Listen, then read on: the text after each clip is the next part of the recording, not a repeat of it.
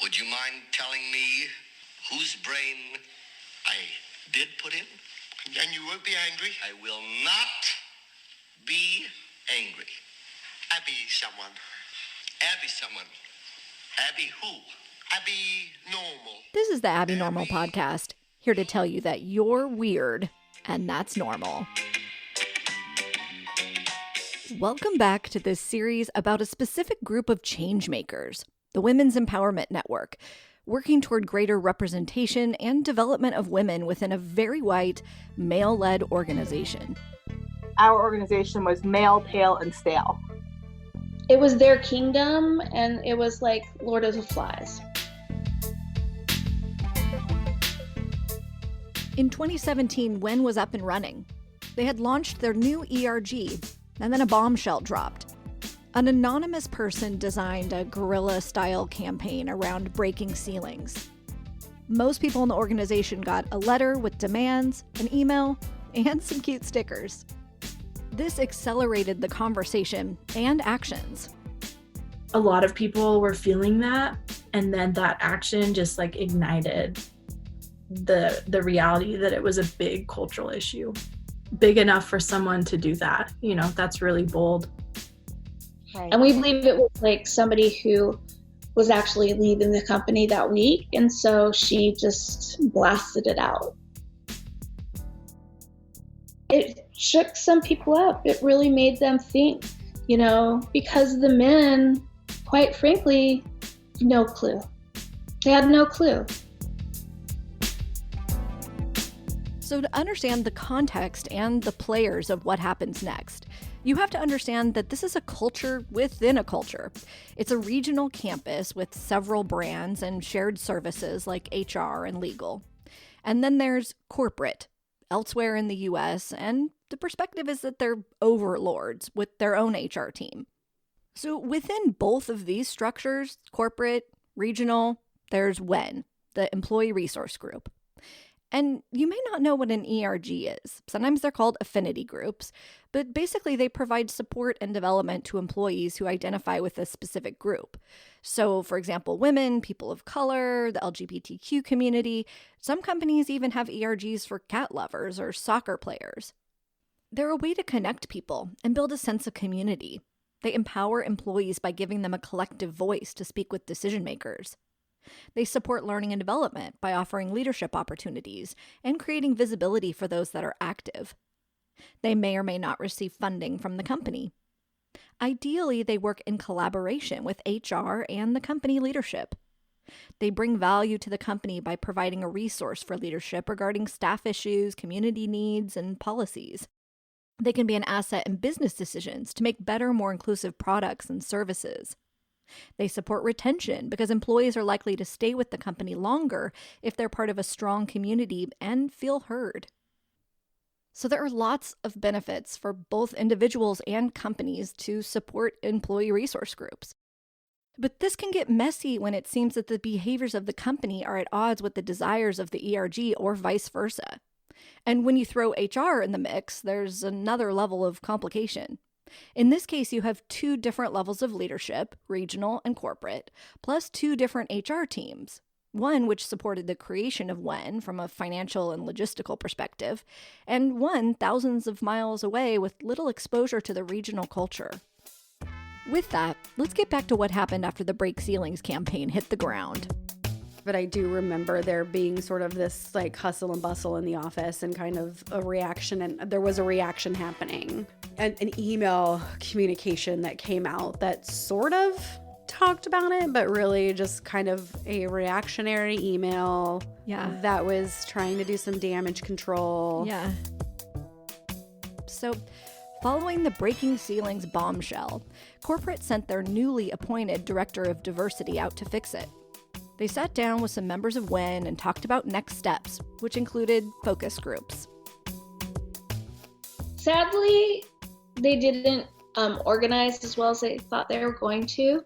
So had meetings with me and Amy, maybe she was there, I don't remember, but he goes, okay, this is what we're going to do. We're going to have 4 different focus groups, and the first 3 are women only, and the last one men can be in it. But apparently they didn't tell the men that, because they signed up. It was kind of like, sign up for what you want and what time you want it. So it was more convenient for who was ever, instead of saying, these are your time slots, come to it because this is the only time you have.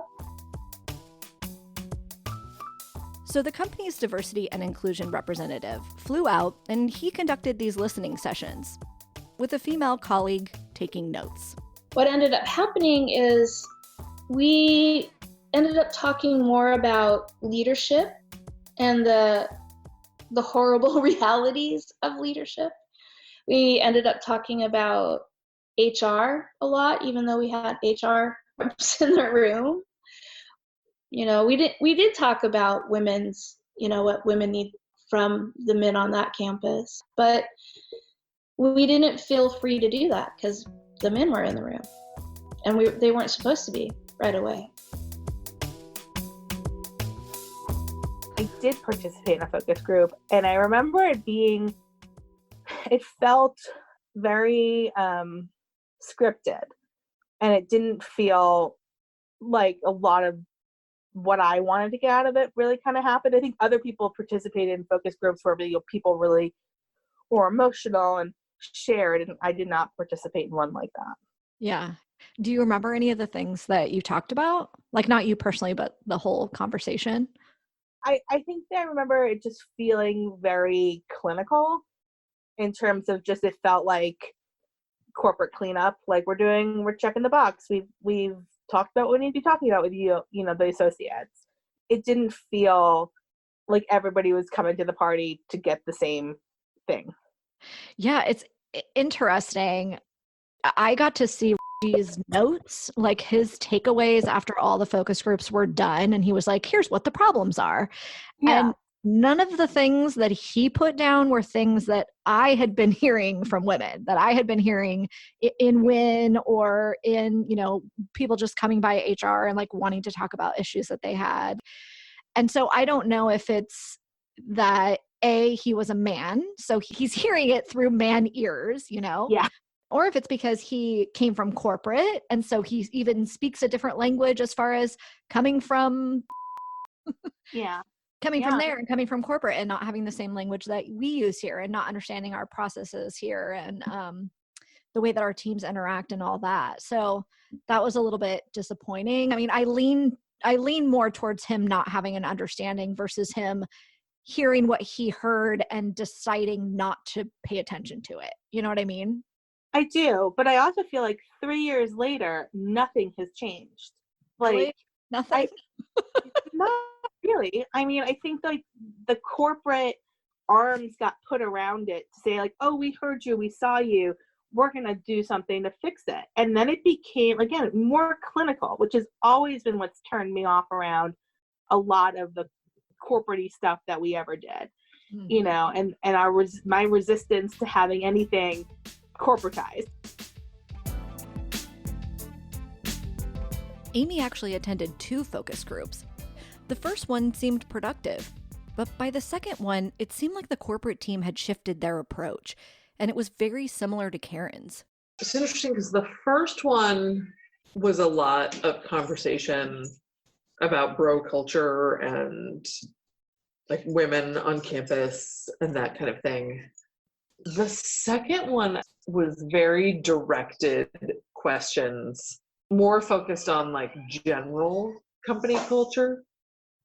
There were very directed questions to get like specific information out of people that wasn't directly tied to gender bias or anything like that. It was valuable because it was like compensation and benefits, and I was surprised at how frank people were about like how shitty the salaries were and that we're not competitive for the Bay Area. And I did bring up the mama bear comment, that like be more of a mama bear in terms of my management of my team, and a male VP looked over and was like, you have got to be kidding me. Someone actually said that to you. And I was like, which was very satisfying.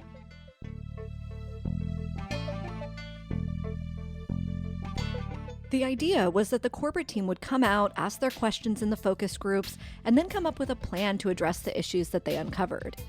People openly shared their feelings and ideas in these sessions, and then, from WEN's perspective, it was crickets. They were frustrated that the outcomes from the focus groups weren't being shared. Donnie explains the pressure WEN leadership was feeling to push for transparency. I think that kind of spurred us a little bit more. Amy and I have to start asking. So we're like, all right, ask. We have our members sitting around the table going, ask. Why? We're not getting any information out of those focus groups. We're the one that helped put together. We're part of the reason why you're here. Why aren't you telling us anything about them? Why are we not seeing anything from them? And they never said anything, but they definitely started doing things. So I definitely noticed that shift of them going, okay, because they heard a lot about leadership. And we had a new design leader came in, and they kind of scrubbed out all of the, people that were in a negative space about the company and helping it with its toxicity that's in it, And so some of those things started to be, you could recognize them. But as a person that wasn't in WEN and didn't ask all the time and look for those, you're not gonna fucking know if they actually did anything about it, because it was pretty minuscule unless you're looking for it.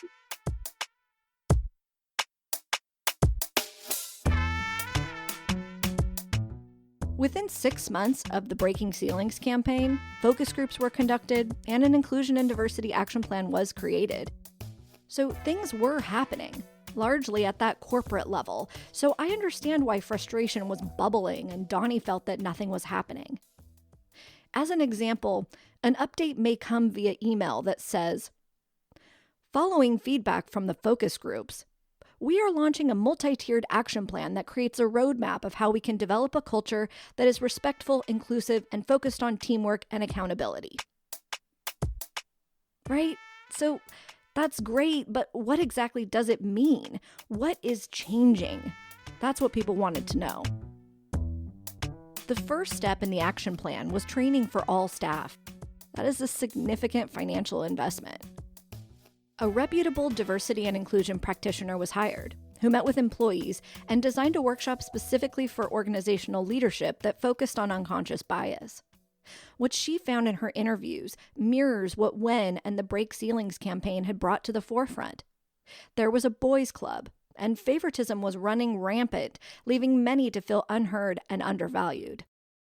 So the action plan started with the training. And the facilitator who led the leadership sessions ably pushed the comfort level and talked about white privilege.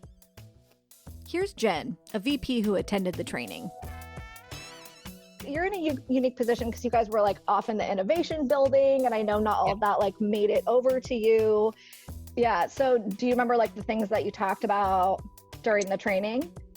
I remember it was that woman, Sarah's first day on the job or whatever. And I remember the team really bruised, really upset. And Danny and I were just wow, this is such a different culture than our teams have. It was visibly a different environment for those that worked at. Yeah, in what way was it different? I can't remember if some people cried even, but I think again, there was just a lot of the tension around women, right? There's a lot of tension about women not being heard, women being talked over. Just sounded like not an equitable culture. Whereas Danny and I's organization were much more diverse. I mean, I had a mini UN, right? My team was very diverse from different countries, different languages, different backgrounds, different skill sets. So I think my team felt that it was much more equitable. And I think same for Danny. I don't think there were many more women and men in his organization too at the VP level as well. So I think we just have a different purview and different outlook on these things. I continued providing workshops at lower levels. And here's what Donnie had to say about them. And what did you think about it? And I won't be offended. It didn't seem hard enough. It seems more safe than it should have been.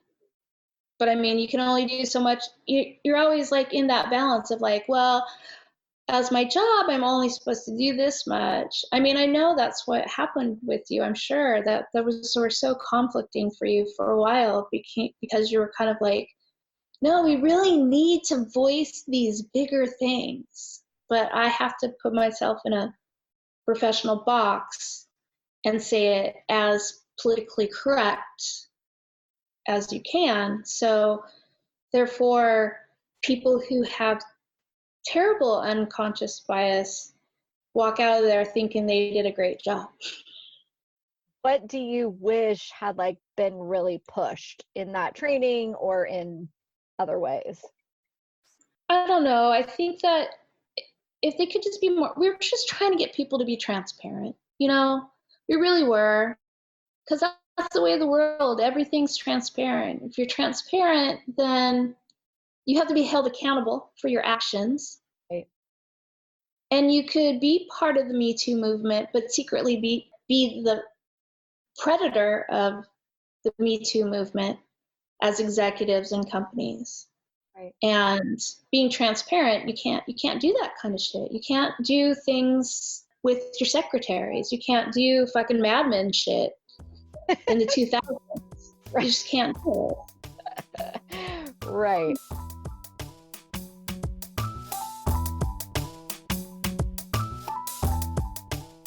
So for a minute, training like this was all over the news as Trump pushed some executive order banning it. Though it can be difficult to think about and talk about the biases that we hold, nothing is controversial in this type of training. We talk about how everyone has unconscious bias. We talk about how those biases can affect what we say and what we do. And these behaviors can be referred to as micro or macroaggressions. We talk about how to give feedback. And we talk about inclusive leadership behaviors that can be simple things. Look around. Make sure that you've invited a diverse range of employees to your meeting. If you're going to have lunch, offer vegetarian options. If you're talking to someone in a meeting, don't look at your phone. Simple stuff that if you just think about it, if you're just aware of it, it really can make a big difference. Linda attended one of the workshops. Here are some things that she remembers. Everybody has unconscious biases, and just being able to be cognizant and take a step back when you have a instinctive feeling or something, just to question it first. I mean, I thought it was a really good training. I think everybody needs that, because you're going to have unconscious biases towards, a certain, how people look or how they dress. And it's not necessarily fair to do that, because we do it to guys. So how do we break that bad habit? I mean, there's also like stereotyping for a reason. There's like, you got to follow your instincts, right? Like if someone's coming at you in a dark alley at night wearing a beanie and a hoodie, like, again, at that point, you might want to use your unconscious bias, because the probability you're in a dark alley, it's 2 a.m. Like, so it's being able to filter out the variables, right? Totally. Yeah. And it's at least being aware of that. Like, what is causing me to be afraid, and should I be afraid or not even afraid, but like concerned or whatever it is that you're processing. I was on a call yesterday with a vendor, and this guy had this really thick Jersey accent. And I was like, man, this guy's an idiot. Like, I cannot handle the way that he's talking. And I was like, no, that's fully it was not even unconscious at that point. I was like conscious of the fact that I like fully just had this bias towards this guy just because of the way he talked. Oh, I feel like Linda and I are digging into one type of unconscious bias that has surfaced for me recently. But here's the thing, training alone won't change a culture. Only people who take the things that they've learned and transform it into new actions can do that. And that takes time and ongoing support and recognition of the new behaviors. They have to be normalized and systematized. I don't think that he's an idiot. He just sounds like he's an idiot. See, these are all great, these are all great life lessons. So, I mean, people do that all the time. So outcomes following training will not be immediate. So what did happen? Let's hear from Amy about what she saw as outcomes of the Break Ceilings campaign.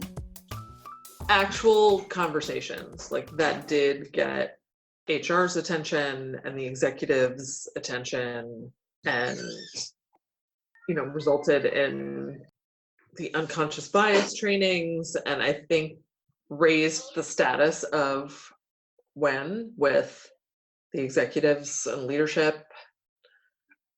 I think largely in part, it was like, okay, so there's a problem and people are upset.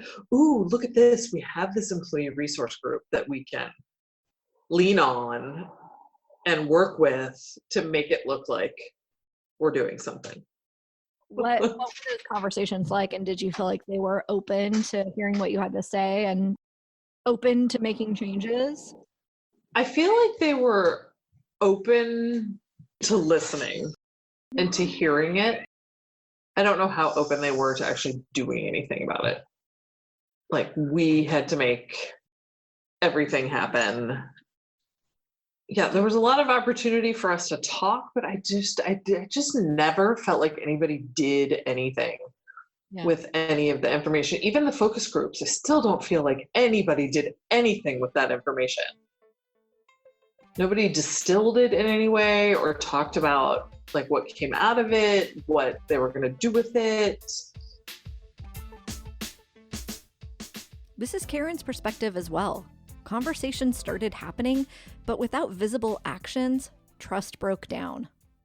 Unfortunately, I don't think I saw as many actions as I would have liked. I saw a lot of conversations that felt like they were going to lead someplace and they didn't necessarily. That there was a good group of women, at middle manager to director positions who were able to get into a room with the male leadership and say, like, what is happening? And it was not transparent, and it was not as productive as I think that a lot of us had hoped it would be. There was a lot of, kind of HR, PR garbage being like, we're going to address things, we're going to look at stuff. And I think that there were a lot of women in leadership who really wanted that. But I think that there's a lot of things around that make men very uncomfortable. And then I think, from a company's point of view, it was challenging for them to produce the information and metrics that the women were demanding. Yeah.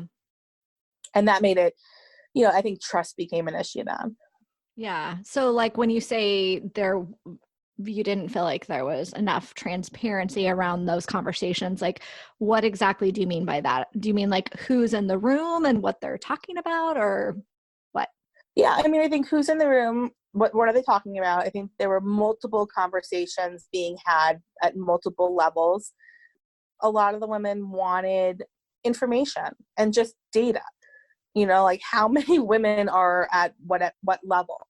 Yeah. And like, what does the salary range at those levels? Is there parity between men and women? Mm-hmm. And there wasn't transparency on that. That was frustrating.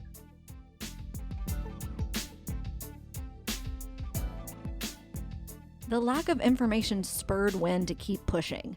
Here's Donnie. At the end of the day, I think it helped push us to get more answers out of everybody. It kind of lit a fire under our ass because they weren't giving us the answers. It was April and then May. We finally sat at the table with the president. We're like, why aren't you telling us this? And I've never got answers out of it. It was starting to get too political at the end because of all of that stuff. And I know that I could tell just by the look in the eyes of some of the women that were there since the beginning and really wanted to make change, thought Amy and I were kind of being puppets. And we were for a minute because we were being told, you need to get bylaws, you need to get your mission statement, you need to do all of these things, and you need to turn them in by this time, or you can't get your budget. And I'm like, well, we already got $10,000. We don't need your $2,500, but we'll take it.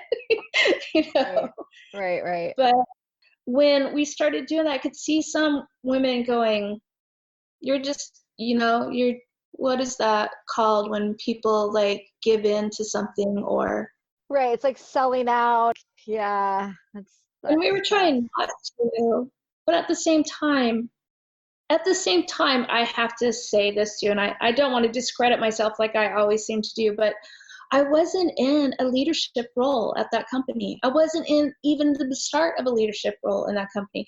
I wasn't a manager or a director. I wasn't any executive, and nor was Amy. And we had to figure it out. So sometimes it helped us to have this structure, this Bible of things to do, because that allowed us to go, oh, okay, we can structure this better and better. So that helped us. Thus begins the complicated relationship between WEN and the corporate team. They weren't getting the data and the answers that they wanted, but at the same time, WEN was the company's solution to the ceilings issue. They were being asked to attend more meetings. The things they were doing were being included and held up as things a company was doing to support diversity and inclusion. Their structure and bylaws were being co-opted by the company to create other ERGs, which was both great and, as Karen stated, had strings attached. You know, when it didn't feel like it was really what it was meant for, which was just honest, open conversations, no strings attached. You know, once it started feeling like there's strings attached, it kind of felt gross to me. And even in terms of WEN, you know, we were one of the first employee groups to write our own bylaws. That's the word. Yeah. So we wrote the bylaws before there was corporate template for that. So I think that when we wrote the bylaws and it felt more true to what we were, and then they're like, revise them, make them in our format. That's where, again, it felt icky and just felt like mashing everything into the same mold. And that didn't feel good.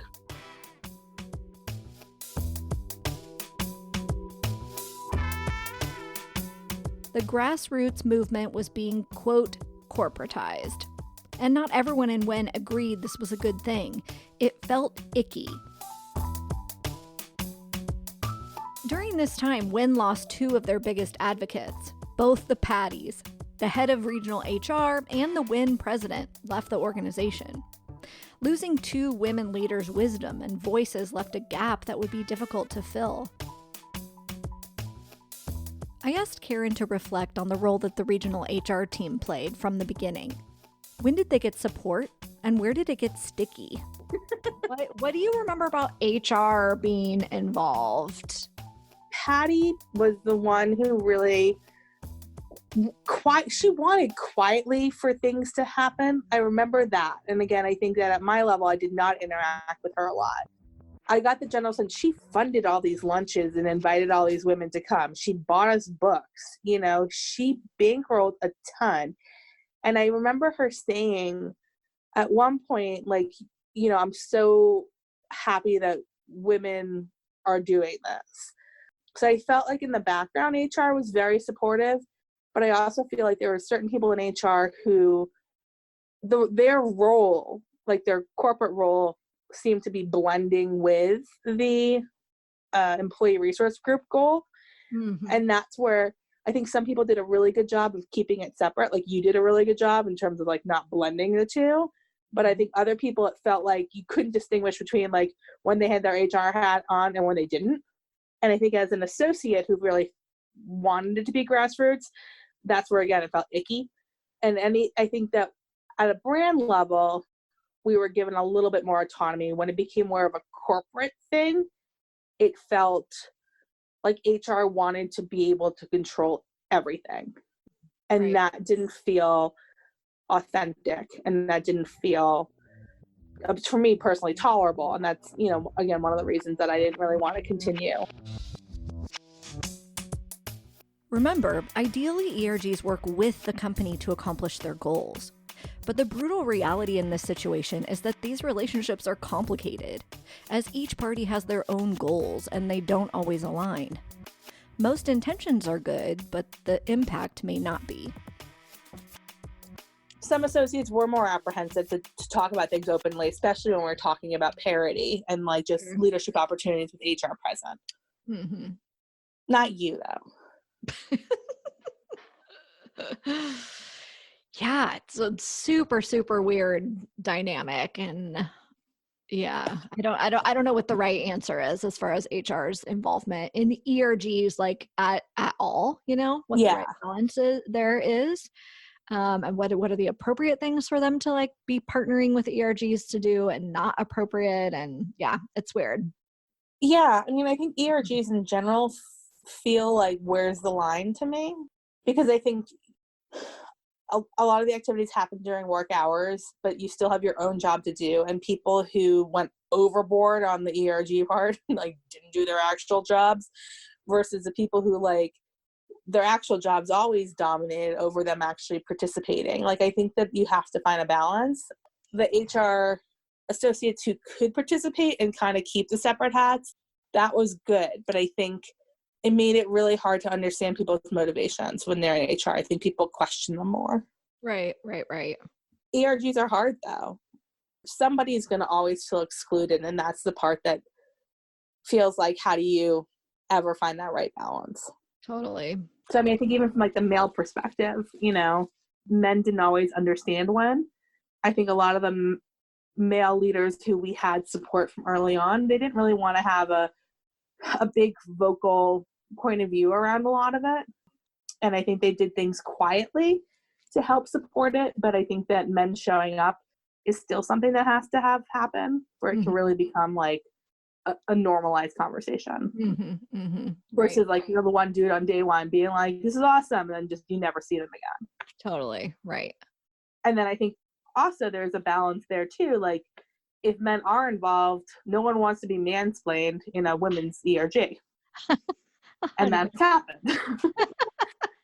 So I think that, that's challenging in itself. How do you have a women's empowerment ERG with male involvement?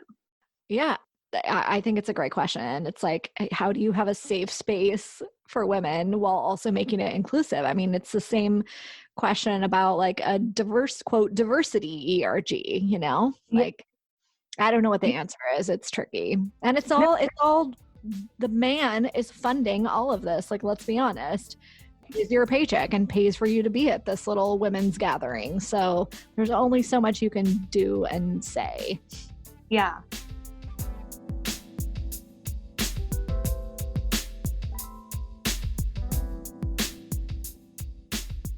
Despite Karen's insistence that I could juggle both hats, my inability to understand the complex relationship between HR and ERGs will soon bite me in the ass.